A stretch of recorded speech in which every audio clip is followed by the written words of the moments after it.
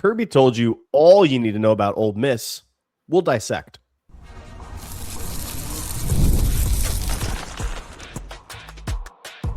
You are Locked On Bulldogs, your daily podcast on the Georgia Bulldogs. Part of the Locked On Podcast Network, your team every day. What is up, everybody? Welcome back to the Locked On Bulldogs podcast, part of the Locked On Podcast Network, the number one sports podcast network, which makes this your number one place to get all of your Georgia Bulldogs news and information on the daily. Today's episode brought to you by our friends over at Game Time. You can download the Game Time app today. Use code Locked On College. More on them in a second. He, of course, is Clint. I am Daniel. Together, the Locked On Bulldogs podcast. Happy to have you along for the ride. Merry Christmas to you and to yours. If you're listening to this before Christmas, Merry Christmas to you. If you're listening to this after Christmas, hope you had a Merry Christmas. It still applies. No matter when you're listening to this, we're happy that you're here. We assume that you're getting yourself fired up for New Year's Day, January 1, the single greatest football day of the year. This is it. This is the day around which all the college football, and by that I mean all the football world, because college football is the premier product in football. Yes. It is the day around which the entire year revolves, January 1. And so exciting to be playing on January 1st yet again in the Sugar Bowl yet again. And we'll get into it. We'll get into Ole Miss and some thoughts on that. But today we're looking at Kirby's comments. It's interesting, Clint, when Kirby comes out and echoes. We know he doesn't listen to the pod. Okay. We joke around a lot about a lot of people listening to the pod. We know he doesn't listen to the pod. You can't prove to me that he doesn't. That's all I'm going to say. That's true. He's never said he doesn't. Thank you. So it's speculation at best. But it's fun when Kirby comes out and he says the exact same thing that we just said on our Monday episode, which is Ole Miss without Lane Kiffin is the exact same as they were with Lane Kiffin. That's what we literally just talked about. Ole Miss without Lane Kiffin has not changed a bit. No. Obviously, defensive staff is still in place. The new head coach, former defensive coordinator, all of that is still the same. And then a lot of the offensive staff still in place, including Charlie Weiss Jr., some LSU coaches, and the like. Ole Miss is the same, Clint. What do you make of Kirby making those comments? And is that a compliment to Ole Miss? That's where I want to start, because some people could take this as a slight to Ole Miss. What Kirby then went on to say is he started talking about Trinidad Chambliss, and he started talking about the way in which Charlie Weiss Jr. has continued to get them in positions to win games. This isn't a slight. This isn't a frustration. No. This isn't a dig at all. What Kirby was actually saying was paying you a compliment, Ole Miss. If anything, it's a dig at Lane Kiffin, not at Ole Miss. Thank you. That's the second point. His good friend Lane caught not a stray, just a full on, just coming straight at you. How's that hot yoga treating you, Lane? Oh my gosh, LSU fan, listen to me. I'm trying to help you and prepare your emotional hedging. He's not going to help you win a national championship. You did this, LSU. You did. You chose this. Pete Golding are the same as Lane Kiffin, and you gutted your program, and you're like, it's anyway. I digress. No, it was a slight, a little bit at Lane. It's more compliment to Charlie Weiss Jr. and Pete Golding and what they did. And Kirby Smart said exactly what you want to hear from a coach that says, I'm not looking past them. I'm not looking beyond them. I'm taking them seriously, just like I did the first go around. And so what I take this as is, Ole Miss, wear it, that the best football coach in America is telling you that you haven't dropped off the cliff. Like, as the season has gone on, you haven't gotten worse. You've continued to stay the same. You've continued to put yourself in position, and you've earned the respect of one Kirby Smart. You're an actual program in his eyes. For another week and a half. And then Because the wheels come skittering off under Peter S. Golding. Because we're going to talk about, I'm going to ask Daniel a little bit, and maybe I should just ask you right now, because that's what I take of him. We got other things that Kirby talked about, but let's quickly transition to that. You made comment yesterday on the podcast to bring back to you, because right now I just want to make sure I understand how the scheduling goes for Ole Miss as they prepare for Georgia. The schedule goes that all the coaches currently at Ole Miss are in the facility meeting with players, studying film, and coming up with a game plan to defeat Georgia. That's correct, right, Daniel? That's what's happening right now? That's what the Georgia coaches are doing. You got the program switched. But the Ole Miss Georgia coaches are in the facility, okay, studying film, preparing for Ole Miss, putting 100% of their effort into winning this football game. Do you know what happens on January the 2nd, Clint? I do. The day after January the 1st, for those keeping track at home, on January the 2nd, the transfer portal window opens again. Now, okay, Charlie Weiss Jr. is being paid millions of dollars.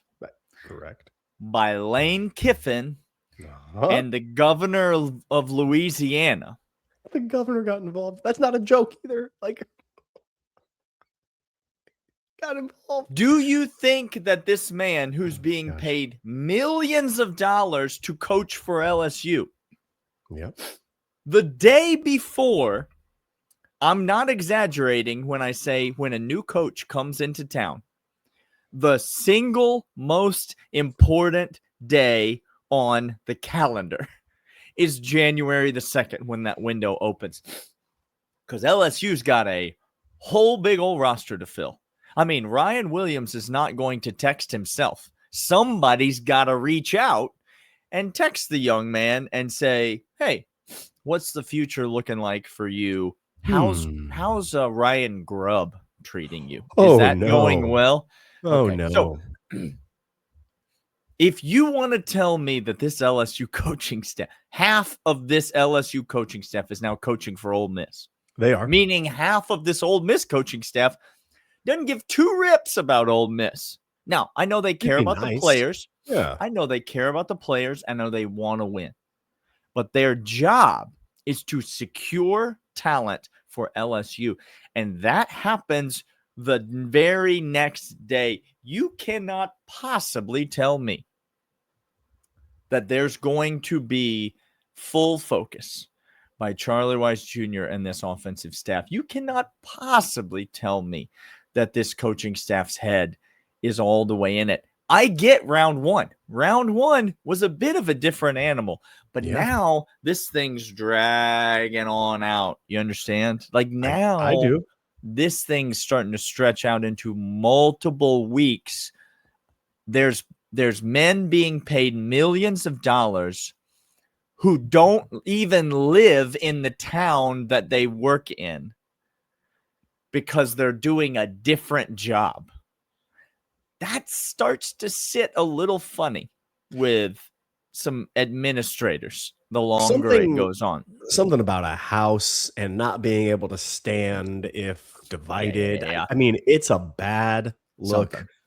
And it's really interesting to me that, again, Charlie Weiss Jr., good play caller. And that's what Kirby said. Kirby said he's calling the same plays. It wasn't Lane doing that. It was Charlie Weiss Jr. That's Charlie Weiss Jr. He's the play caller. Right? Yeah. And he's good at it. And he's quite good. That's why he was offered a better job than Ole Miss. That's why he now has an upgraded position and a better career at LSU. Okay. We're going to come back after this. Kirby said a number of other things, called out and used a vocabulary word that got me all sorts of excited talking about two Georgia players. We're going to talk about that. But first, these. These are, in fact, Game Time. Game Time. Get over there right now. Game Time's fantastic. Tailgates, packed stadium, and being right in the middle of the action. The energy of the bands, the moments, it's so much fun. And Game Time helps you get there. That's why Game Time gives the advantage back to the fans. Easiest way to unlock amazing college football tickets and experiences in just a few clicks. Tickets start as low as $25. Make it easy to plan a game day trip. And knowing that the prices have all the fees up front is fantastic. Take the guesswork out of buying college football tickets with Game Time. Download the Game Time app. Create an account. Use promo code LockedOnCollege. $20 off your first purchase. Terms apply. Again, that's code LockedOnCollege. $20 off. Download the Game Time app today. But also our friends over at Georgia Access. Have your health and family needs changed lately? Georgia's got you covered. Georgia Access is our state's marketplace for Georgians to compare, apply, and enroll in health insurance plans that offer the best value for their individual needs. Open enrollment is happening now. Visit georgiaaccess.gov today. Georgia Access, health insurance for Georgia by Georgia. Now, again, just one more point on these coaches. I'm not saying they want to lose. No. And by they, I mean Charlie Weiss Jr. and Joe Cox and George McDonald and all the LSU coaches that are now coaching at Ole Miss on a temporary, mercenary basis. You have those, like, we all have Christmas parties at work coming around. Maybe it's a Christmas party where everybody's getting together and hanging out and enjoying. And you know that one person that like a month ago gave their a couple weeks notice because, again, starting the new year, they have a better thing. And you have the Christmas party and everybody's, but it really turns into from a Christmas party to a, man, we're going to miss you. You've been so good to us. And it turns into a little bit of an honorable mention towards that person. Yeah. That's what's happening right now in the Ole Miss offices. Yeah. Let me just paint a picture. Imagine if Ole Miss does win this game against Georgia. Okay. Now January 2nd rolls around. Ole Miss has got a game in 9 days. 8 days. Yep. And all of these coaches are at LSU, like full time. Like there's a chance if Ole Miss wins this game, Charlie Weiss Jr. does not coach the semifinals because he simply is too busy with his real job.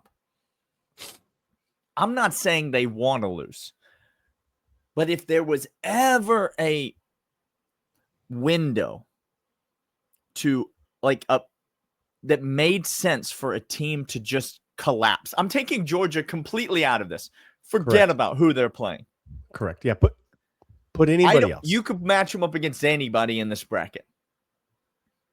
If there was a spot that you would just look at and go, got up for round one, came out, played great, dominated the game, said, suck it, Lane Kiffin. Pete Golding is now a college football playoff winning coach, and you are not. But if there was ever a moment for a program to just like completely lay an egg, this is the spot. This is like an all-timer spot with the coaching staff, with Pete Golding, with the players, just with – you don't think there's a lot of those Ole Miss players, by the way, the transfer portal window opening on January the 2nd? You don't think there's any of those Ole Miss players that are looking around going, yeah, we're playing Georgia. I wonder how much money I'm going to make tomorrow. I wonder tomorrow who's going to pay me. Does anybody get text before the portal window opens, Clint? I'm not sure if it's tampering, but probably not, right? Like nobody. Well, if there was a body, like a governing body that had teeth to it, that could really implement the rules. Here we go. Yeah, should be. No. You don't think any of these Ole Miss players have already been contacted, do you? Like by the time January 1st rolls around, you don't think any of them have already been not by LSU, not by other programs around the country. No, you don't think some of these Ole Miss wide receivers? You don't think they? Well, they want to play in the offense that they currently feel very comfortable with, and currently scoring points in, and currently could just transition over easier, and have a better setup than the next OC of Ole Miss that will be worse and won't be in the building until several months from now. It's. You don't want to base an entire prediction on what's going to happen in a game on like circumstantial, like the spot. No. But I'm telling you, you don't see a spot like this. Like we've never seen it before. We've never seen a coach like on a college football playoff team leave and not be there And then the portal window is going to open, and none of these players have any idea where they're going to be next year. All of them know that they're about to test the open market and they're about to get paid a lot of money. Pete Golding is busy trying to recruit his own players this week instead of implementing a game plan. How much time do you think Kirby Smart is spending this week meeting with people and begging them not to leave the program? Well, let me tell you, he told us, Daniel, let us know what's happening in that. He's not. What he's doing is he's saying, I'm preparing for Ole Miss, and if guys are making decision, that's on them. They can make their decision. Yep. We're preparing for Ole Miss, and I'll let the chips fall where they may. He told us, guys. Yeah, he said it 0%. He said it very directly. 0%. You go do you. I'll be over here. If you want to join me and you want to win national championships, great. I will be here for that. If you want to negotiate with me on how many millions of dollars you will get as a backup quarterback based upon pure speculation, that's on you. That's your business, and you have every right to do it. I just won't be in those spheres with you. Meanwhile, if Peter Golding isn't doing that, he won't have a squad next year. You understand? Like Kirby has the luxury. Okay, let's call it what it is. You could call it like integrity and Kirby standing for what he values and believes in. Guess what? He has the luxury to do so because he knows that he may lose 1 or 2 guys to this portal. He may lose 3 or 4 guys to this portal. But by and large, the culture at Georgia that he's built is so strong. He knows he's going to be just fine. He knows that Elijah Griffin is just fine where he is. He knows that Chris Cole is just fine where he is. He knows that these players are by and large going to stay. Did you hear him when he said, no, you practice in December because you're training. Why? What happens then? You're training yourself to then go ahead and get drafted, because what you're doing right now is you're developing yourself. And when you get to the NFL, if you don't develop, you know what happens to your sorrow behind? You get cut. He literally said, again, in the presser, this is the same exact conversation. He was talking about the transfer portal. He said, I'm focused on developing my guys because here they can develop. Here they can get better. Here they can go ahead and get those reps and get the snap counts for many, many, many more times as we prepare for games. And then you're going to go ahead and show that to NFL scouts, and the NFL is going to take you. And instead of cutting you when you get to camp, they're going to see, oh, you've come prepared. You've come ready to find your mold within this NFL franchise.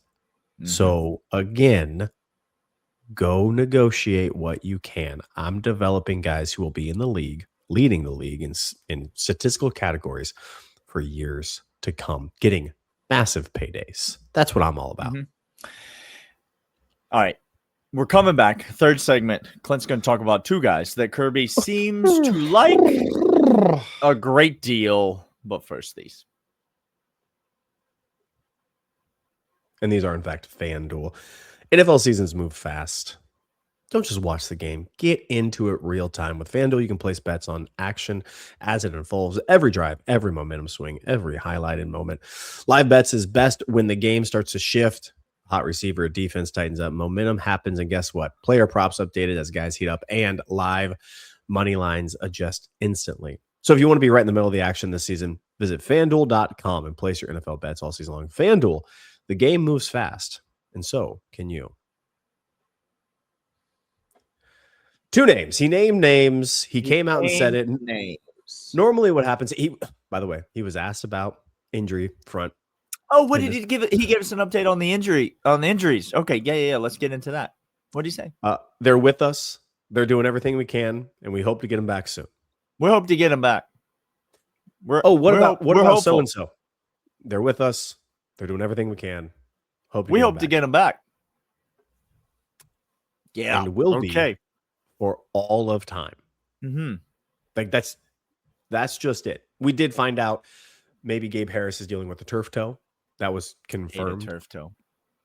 Hate a turf toe. Look, that thing is nasty. Hate it. I'm not gonna lie. Explosiveness off your especially big toe. Oof, bad. We did find that out, but everybody else injury is looking okay.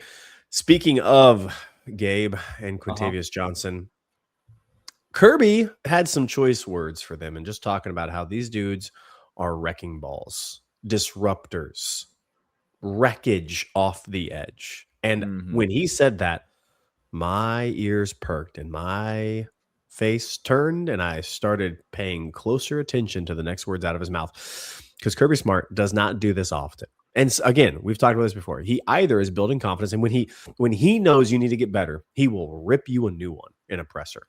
Yeah. When you're doing well, this is the Jalen Carter that, I mean, when guys can't help but be talked about, he will talk about them as impressing them. And we've seen this. We saw the last game against Alabama, in which Ty Simpson was pressured on more than 40% of his dropbacks.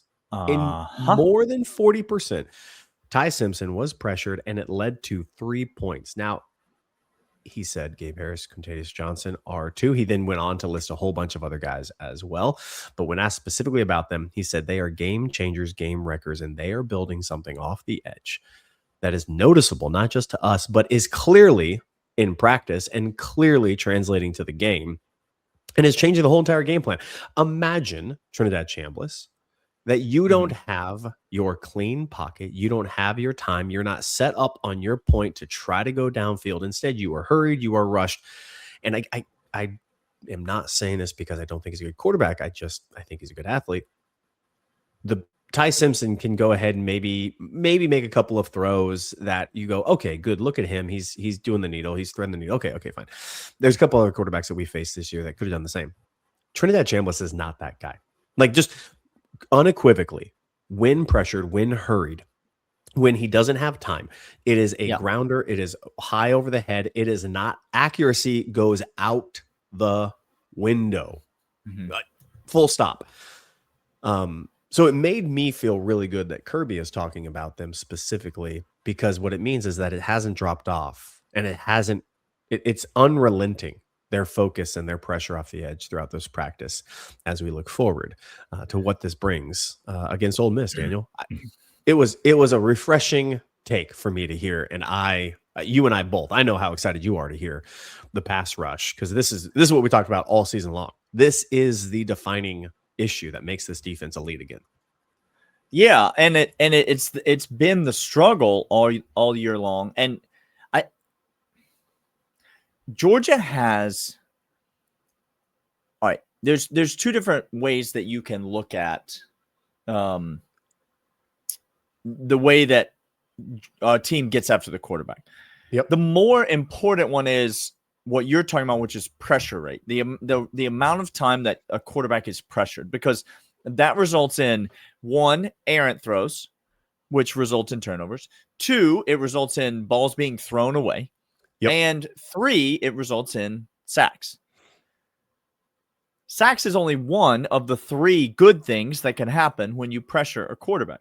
But if you just were to look at sack percentage, right? So just that little piece, which is a third or a quarter of what pressure can do. Yeah. If you just look at sack percentage, 8 weeks into the season, Georgia was dead last in the NCAA. Oh, no. In sack percentage. This is the University of Georgia's defense we're talking about. And they are dead last in any category is unbelievable. Not okay. They're dead last.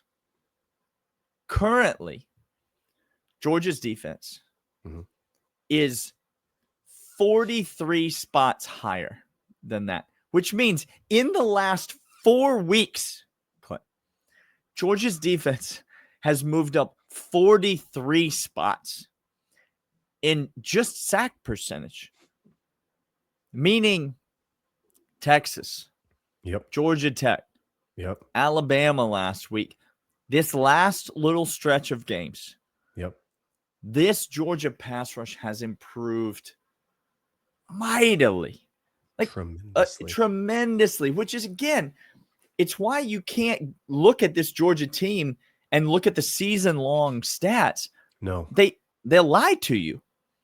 They will lie to you, because it will literally make you deceptive, and you will start talking like Joel Klatt, that you have no idea what the season looks like, because all you did was watch the first game against Ole Miss and then think to yourself, well, I mean, Ole Miss got neutral site, not at home anymore. Not it at clear as home. day. Tulane wasn't a match for them. Ole Miss took it to Georgia the first go around. This game's they're gonna come down to a one possession game. Ole Miss gonna be. It's because you don't know what Georgia has become over the last 4 weeks.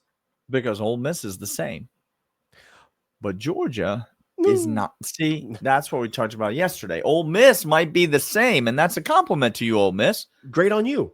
Good on you. Georgia is not the same. No. They are not the same team. And just look at the numbers. Look at the way that the numbers have improved week after week after week as we've gotten into the latter part of the season. And these guys, Quintavious Johnson, Gabe Harris, you mentioned him yesterday, Zayden Walker. Zayden Walker's got 2 sacks in the last 3 games, Clint. He's starting to be utilized. Guys are starting to figure it out. Guys are coming into their own. Like, this Georgia pass rush has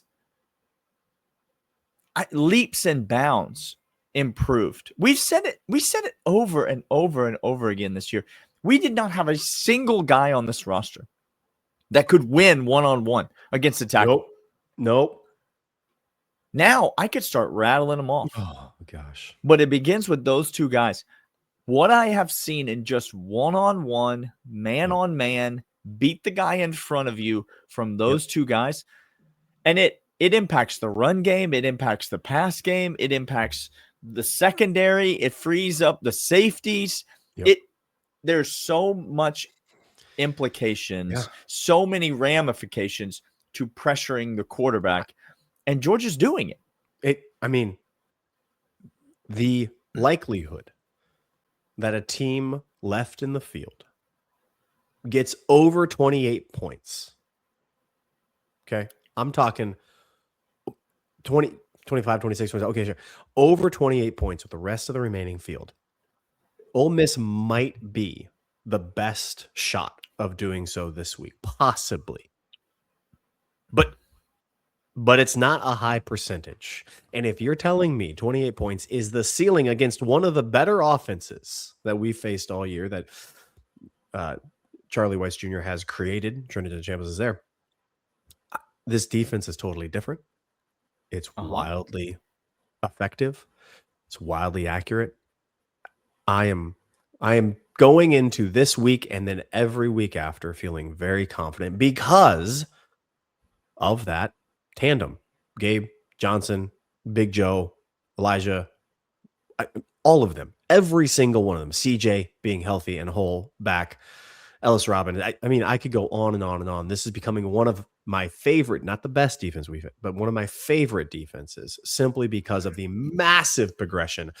Last thing that that Kirby Smart said is, and this was a shot at Charlie Weiss Jr. and Lane Kiffin, just so you know, talking about Mike Bobo being up for the Browse Award. And he said, yeah, Bobo doesn't chase numbers, but gets results in the red area.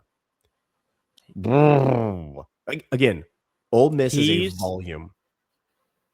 He's the best offensive coordinator in college football. Not close. Full stop. Because the rest of them are just throwing as many things as you can at the wall and hoping one sticks. Mike Bobo is surgical, selective, and is setting every single blow up. 3, 4 drives, plays. Doesn't matter. He's setting it all up. He's surgical with it. It's incredible. I'm so glad we don't have a volume offense. Like, legitimately, Auburn, volume offense. Ole Miss, volume offense. Well, LSU, Auburn doesn't have an offense right now. Well, I don't. Oh, gosh. I don't know what's going on there. Oh, my gosh. Florida, volume. Like, all of it is volume offense, not Georgia. We come at you, and every hit is a heavy-handed hit that we're delivering to you. Yeah. He is Daniel. I am Clint. This is Locked On Bulldogs, part of Locked On Podcast Network. Your team every single day. We'll be back tomorrow talking about them Bulldogs gearing up for the game against Ole Miss on the 1st. We'll see you guys then. See ya.